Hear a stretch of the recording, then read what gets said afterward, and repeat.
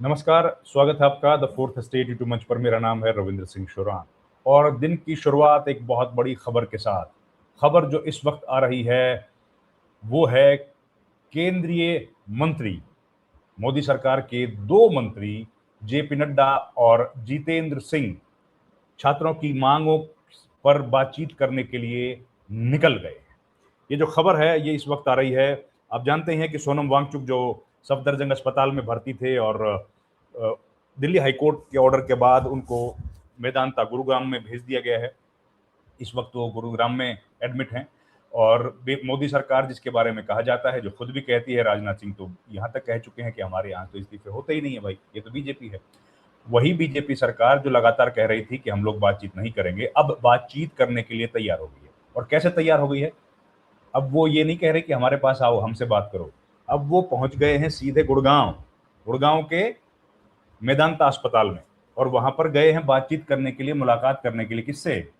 सोनम वांगचुक से, क्योंकि सोनम वांगचुक को वहां पर भेज दिया गया है।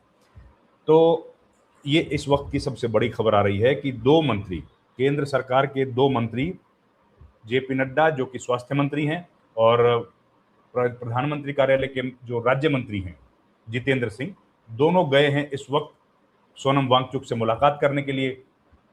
तो ये एक बड़ा टेक्टोनिक शिफ्ट है प्रधानमंत्री मोदी या उनकी सरकार की जो पॉलिसी है, जिस पॉलिसी के सहारे पिछले 12 बरस से वो लोग शासन कर रहे हैं, उसकी पॉलिसी में एक बड़ा शिफ्ट है। कल हमने देखा कि कॉकरोच जनता पार्टी एक बड़ा आंदोलन कर रही है और एक रोज पहले, यानी कि कल से पहले परसों 20 जुलाई को जो उन्होंने कॉल दिया था कि जंतर मंतर से वो लोग जाएंगे संसद भवन, उस बीच में दिल्ली पुलिस ने जिस ब्रुटैलिटी के साथ उन छात्रों के साथ मारपीट की, महिलाओं के साथ जो अभद्र व्यवहार किया, छोटी छोटी बच्चियां 16-15 साल की लड़कियों को जिस तरीके से मारा पीटा है, उनके बाल खींचने की तस्वीर, उनको डंडे से मारने की तस्वीर, उनके कपड़ों पर किस तरह से हमला किया गया है, वो तमाम तस्वीरें अब मीडिया में तैर रही हैं।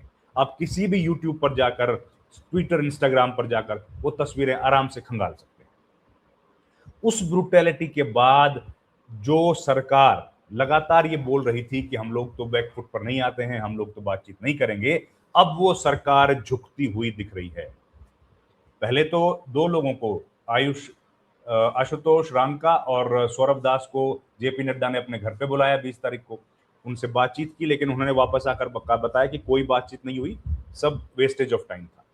उसके बाद एक दिन बीता और कल जब ये आंदोलन एक बार दोबारा से सवेरे से ही भीड़ में तब्दील हो गया, जबरदस्त भीड़ जंतर मंतर पर इकट्ठा हो गई और शाम होते होते ये पूरी कहानी तब बदल गई जब राहुल गांधी प्रधानमंत्री नरेंद्र मोदी के घर पर सभी सांसद नेताओं के साथ, मल्लिकार्जुन खड़गे और प्रियंका गांधी के साथ वहां पर चले गए और धरना प्रदर्शन करने लगे।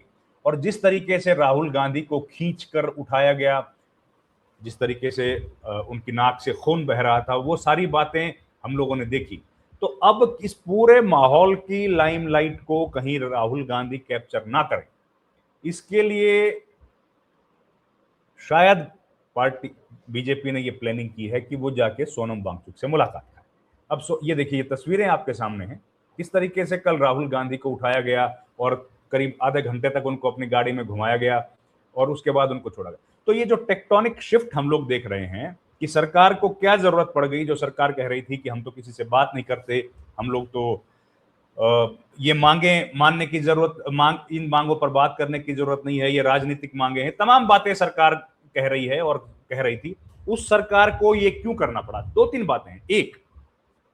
एक तो सरकार को अब ये बात का एहसास हो चला है कि ये मुद्दा उनके हाथ से निकल रहा है और इसको संभाल पाना अब सरकार के जो मैनेजर्स हैं शायद उनके बस की बात नहीं है, इसलिए सरकार ने तुरंत अपनी स्ट्रेटेजी में चेंज किया। एक दूसरा, अब छात्र जो है वो अब केवल धर्मेंद्र प्रधान तक सीमित नहीं है। जिस तरीके से ब्रुटैलिटी की गई है और सोनम वांगचुक ने अपने अनशन को बढ़ा दिया है, वो सरकार, और उसके बाद राहुल गांधी ने जो एजिटेशन शुरू किया और पूरी सुर्खियां कल शाम के वक्त हम लोग देख रहे थे, छात्रों के आंदोलन की सुर्खियां, राहुल गांधी का प्रदर्शन और सरकार का बैकफुट पर लगातार आना मीडिया, सोशल मीडिया पर छाया हुआ है। गोदी मीडिया को छोड़ दीजिए, उनका तो काम नैरेटिव बनाना है, उनका काम तो झूठ बोलना है, वो अपना झूठ बोल रहे थे। लेकिन पूरे देश में इस बात को लेकर हलचल थी, सरकार की अलोकप्रियता, प्रधानमंत्री मोदी की अलोकप्रियता लगातार बढ़ रही थी। शायद उसको काउंटर करने के लिए और कहीं राहुल गांधी इस बात का पूरा श्रेय ना ले लें, उसको रोकने के लिए सोनम वांगचुक के साथ बातचीत का चैनल सरकार ने खोला है। और इसलिए दो बड़े मंत्री सवेरे सवेरे नहा धोकर उनके यहां कमरे में हाजिरी बजाने के लिए पहुंच गए और उनसे मुलाकात करते हुए उनसे बात करेंगे, ये बताया गया है।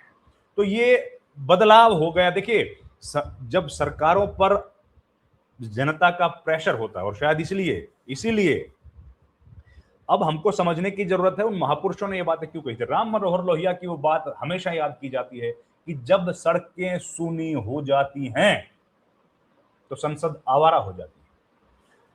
पिछले कितने वर्षों से सड़कें सूनी थी, अपने हुकूक के लिए, अपने अख्तियार के लिए, अपने अधिकारों के लिए जनता सड़क पर नहीं आई। सड़क पर जनता आई और सरकार को झुकाया।